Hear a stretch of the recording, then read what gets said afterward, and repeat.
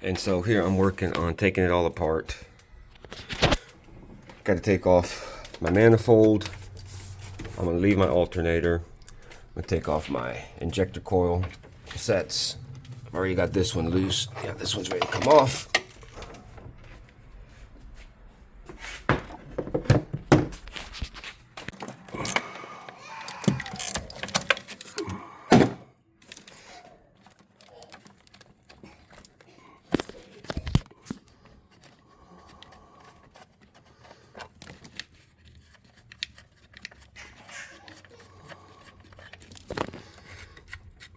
So these are studs. You don't want to lose these studs because it's a pain in the ass if you lose them.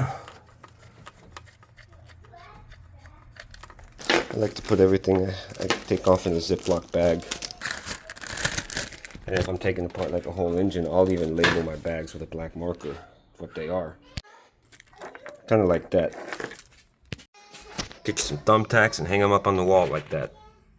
Always a good idea to get your wires out of the way, your harness. You can strap them back to something solid, you know. Get them the hell out of your way.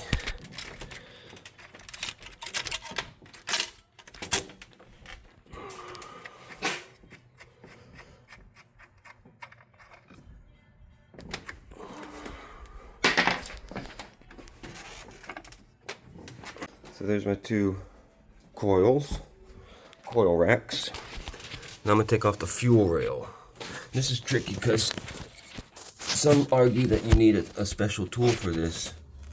Because if you look in there, well, you can't really see in there. Not from this angle, not with the light. Yeah, you can't. But there's little tabs that hold it in place. So I like to relieve the fuel pressure before I pull the fuel rail. And, well, this one, sometimes it has some, sometimes it doesn't. But it's tricky. I can't video it because I only have two hands, but you got to try to press down all four of these little tabs that go all the way around it at the same time to pull that off. If you're creative, you might be able to come up with something that could maybe work. Just depends on how creative you might be.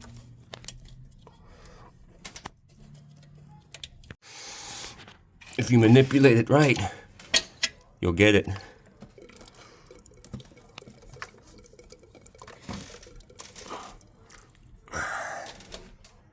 And yeah, there's going to be fuel in the fuel rail.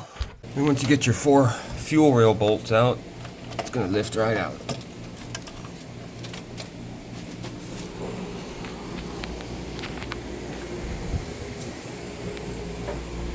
It's full of gas, so keep that in mind.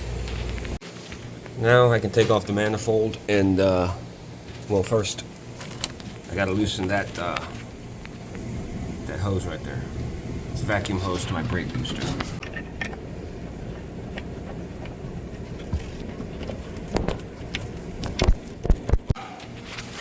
Alright, now I can loosen my manifold, and you see right here, that's where my missing manifold bolt goes.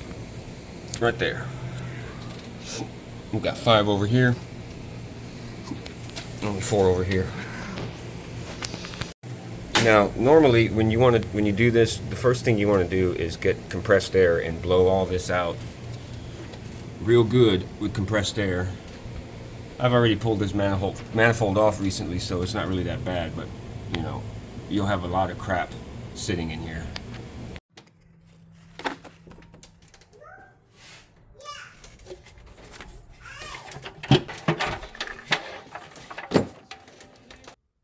Alright, so that's my snapped off bolt that I got to remove right there. Alright, so you got to make sure you cover all your intake ports.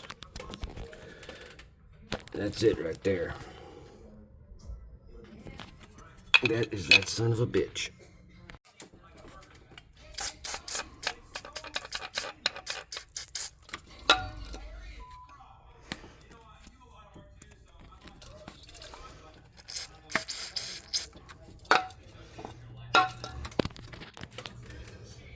So if I want this to be a success, I need to have a flat surface on this when I start drilling it.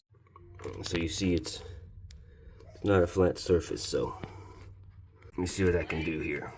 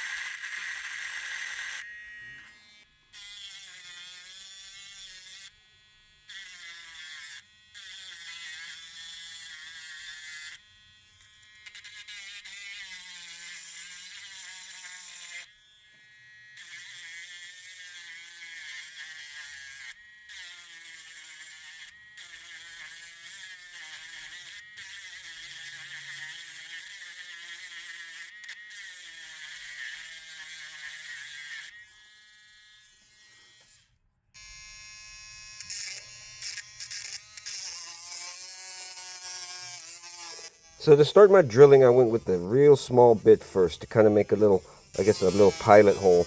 That way, if I went with a bigger bit after that, it wouldn't like make it go all off to the side and stuff. So I think I had the best luck with that by doing that.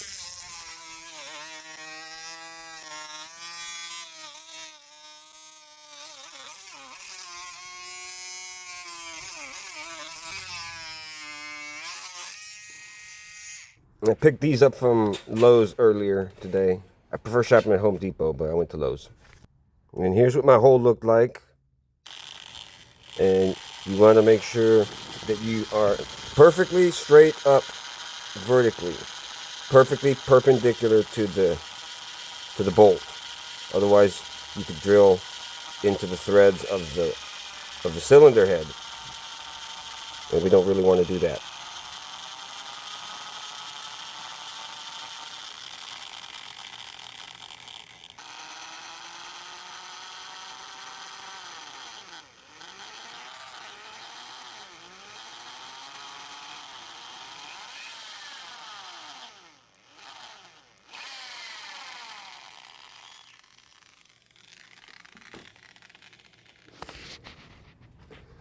And now periodically you gotta check. You don't want to go too deep, and you want to make sure that you're not going sideways or veering off to the side.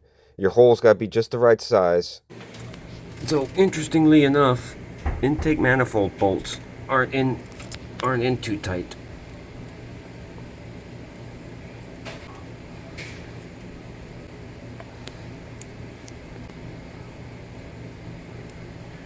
I got lucky.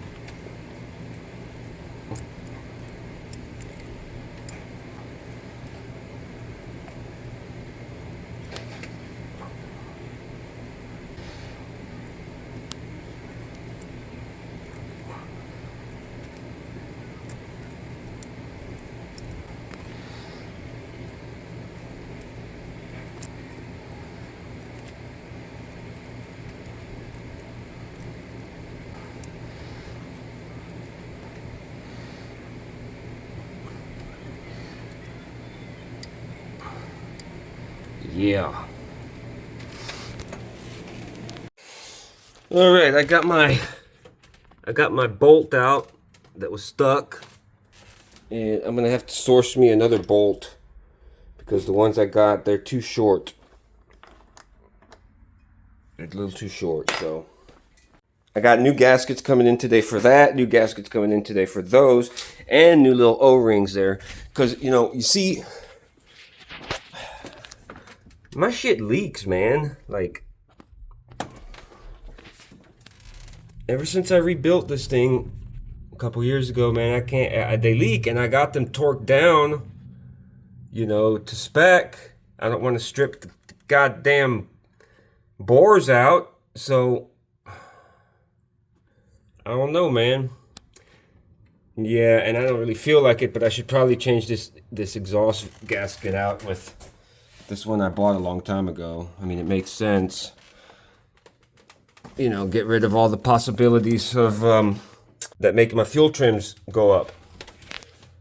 And I guess exhaust leak could cause that.